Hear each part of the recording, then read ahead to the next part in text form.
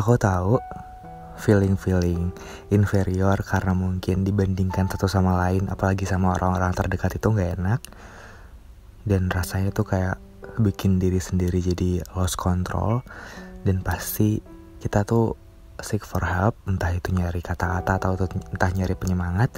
So, kalian dengar suara ini di cerita sebelum tidur adalah konten terbaru gue. Langsung aja kita mulai kan. Nah, jadi ini tuh adalah konten terbaru di YouTube, karena gue juga gak bisa ngebiarin YouTube gue gitu aja kan pendengar-pendengarnya. Jadi ini mungkin adalah konten yang bisa kalian dengarkan sebelum teman-teman tidur pastinya. Dan gue post itu di jam-jam waktu kalian menjelang tidur juga, sebagai kayak apa ya, mungkin nemenin kalian buat reminder ke hal-hal kecil aja. Karena udah mau tidur, ngapain mikirin yang berat-berat juga kan. Ke hal-hal kecil yang bikin kalian mungkin ngerasa lebih proud of yourself, self-love, sama nanti kita bahas hal lain juga. Jadi karena mungkin kalian waktu dengerin ini tuh udah baca postingan atau tweet yang gue bikin buat kalian yang ngerasa insecure. Jadi mungkin ada beberapa orang kan tipikali orang yang mungkin kalau cuman baca kata-kata doang tuh kayak kurang aja gitu. Rasanya pengen ada orang di sebelahnya yang benar-benar ngepuk terus bilang kayak, hey kamu itu berharga. Dan jadi kalau misalkan kalian gak punya orang-orang tersebut, atau mungkin orang-orang tersebut juga gak bisa secara langsung bilang hal tersebut ke kamu, biar aku aja yang mewakilkan ya. Hey, kamu berharga, dan kamu lebih dari apa yang sekedar mereka katakan.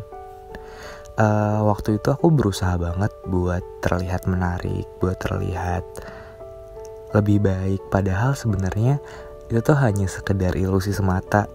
Waktu itu aku berusaha banget buat jogging atau lari atau kerja keras untuk benar-benar bisa terlihat kurus, tapi waktu aku udah beneran kurus, yang aku lihat cuman ya udah, ini kan tetap diri kamu kan. Terus waktu aku berusaha untuk beli pakaian yang bagus, aku berusaha buat beli jaket yang bagus, buat beli sepatu yang bagus, ya itu bakal tetap bikin penampilan jadi makin baik sih. Tapi pada akhirnya aku tetap lakukan. Jadi yang pertama yang kamu butuhkan adalah acceptance, yaitu penerimaan diri yang mana misalkan kulit aku gelap, ya gak apa-apa, kulit aku gelap diterima, oke, kulit aku gelap. Terus aku menerima bahwa kayak postur tubuh aku tuh gak setinggi orang-orang atau cowok-cowok yang lain yang mungkin bisa sampai 170-an. Ya udah nggak apa-apa. Terus kenapa? Pertama tuh iyain dulu segala all the flaws yang kamu punya, iyain, diterimain, ya udahin aja, nggak apa-apain aja kalau kata sana, okein aja. Terus lama-lama kamu bakalan terbiasa kok dengan itu. Waktu itu aku kayak against banget buat selfie. Aku kayak nggak mau banget buat difoto sama orang lain, tapi karena waktu itu meet and greet banyak yang minta foto. Seperti apa yang udah aku ceritain, kayak, kak aku tuh nilai kamu gak cuma dari sekadar fisik, tapi tuh dari apa yang udah kamu perbuat, dari tulisan kamu, cara kamu menyemangati orang lain. Itu adalah hal yang benar-benar bermakna sih buat aku. Dan buat kalian yang mungkin dijauhin temen lah, atau mungkin gak dapat circle yang baik cuman gara-gara mereka menilai kamu dari sekadar fisik, hey, just leave them, karena kamu tuh lebih berharga dari itu. Kadang memang hal-hal tersebut tuh langsung banget menyerap ke diri kita. Kayak kok lo gendutan sih, kok lo kurusan sih, atau kok kulit lo jadi gelap banget, jerawat lo jadi ada banyak banget, emang obat yang kemarin gak ampuh ya. Itu tuh hal-hal yang sebenarnya nyakitin banget sih memang. Tapi ya sebenarnya sebanyak apapun teman yang kita punya, sedekat apapun dengan sahabat kita, seintensif apapun kita ngobrol dengan orang tua kita pun, pada akhirnya yang bakal jadi pahlawan itu adalah diri kamu sendiri. Pahlawan yang bisa memilah antara mana nih kata-kata yang emang harus kamu serap ke diri kamu sendiri, dan mana kata-kata yang memang setelah didengar harus langsung kamu buang.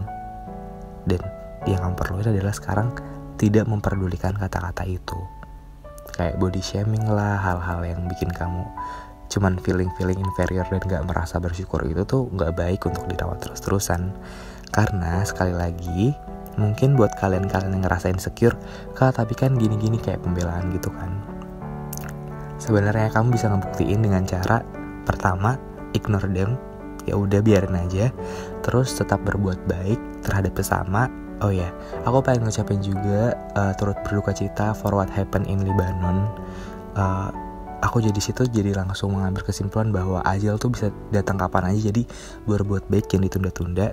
Tadi sesuai dengan poin kedua, berbuat baik sama siapa aja, jangan pilih-pilih. Dan yang ketiga, tetap fokus sama tujuan kamu. Kamu pengen jadi dokter, atau kamu pengen jadi lawyer, atau kamu pengen jadi seniman, atau kamu pengen jadi penulis. Tetap fokus sama tujuan kamu.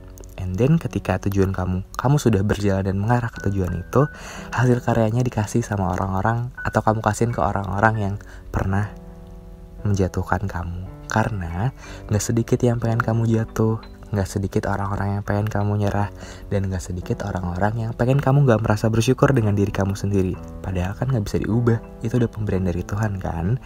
Jadi mungkin teman-teman yang mungkin overthinking nih sebelum tidur, pas banget podcast ya. Kamu dengar sebelum tidur.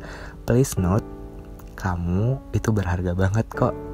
Bahkan banyak banget orang yang pengen ada di posisi kamu, pengen banget punya keluarga yang harmonis, pengen banget punya teman-teman yang peduli, pengen banget punya hal-hal yang mungkin gak dimilikin sama kebanyakan orang di luar sana. So be thankful apa yang udah diberikan sama Tuhan.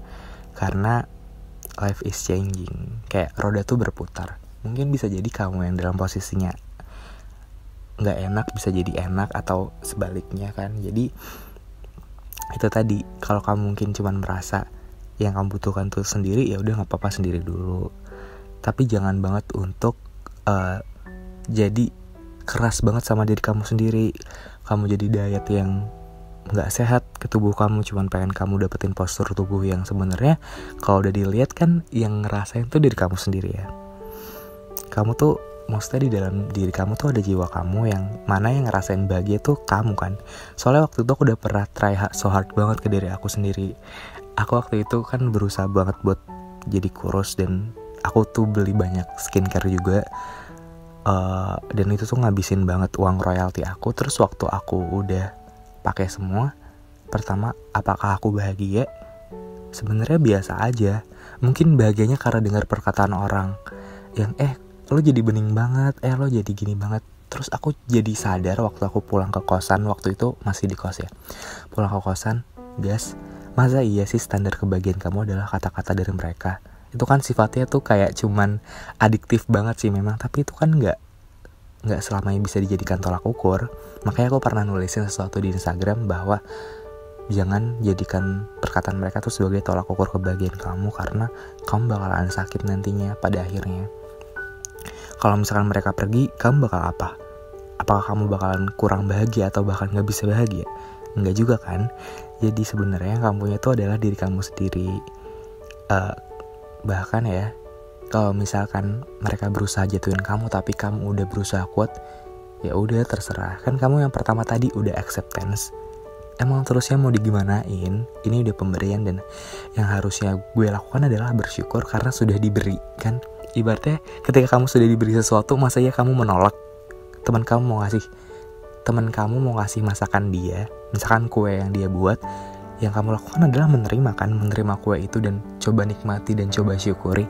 Kamu nggak bisa kan ketika kamu dikasih, kamu gue nggak mau, ini kuenya bla bla bla bla. Nggak seharusnya kayak gitu kan. Nah, kalau misalkan Tuhan terus sekarang kayak selalu dengerin keluhan kamu about your physique, about your appearance, yang sebenarnya ya nggak ada yang perlu diubah, tapi apakah Tuhan nggak bakal sedih dengar itu? Kan yang harusnya kamu lakukan adalah ya udah comfort with your own self, with your own physically, dan just focus on your tujuan, on way, apa yang kamu pengen kamu raih, apa yang pengen kamu catch ke depannya. Dan buktiin ke mereka bahwa kamu lebih dari itu, bahwa hati kamu, your value, your apapun yang ingin kamu lakukan, kebaikan-kebaikan kamu tuh lebih important dari sekedar fisik kamu gitu. Jadi karena yang kamu butuhkan nantinya adalah kestabilan jiwa dan mental kamu juga kan, bukan cuma fisik. Gimana caranya kamu menghadapi masalah dalam hidup, gimana caranya kamu bisa terus bersabar kalau ada cobaan atau ada masalah yang tiba-tiba membombardir diri kamu. Yang kamu butuhkan adalah hati kamu, Hati kamu yang begitu luas, begitu indah, begitu lapang, itu yang kamu butuhkan sekarang.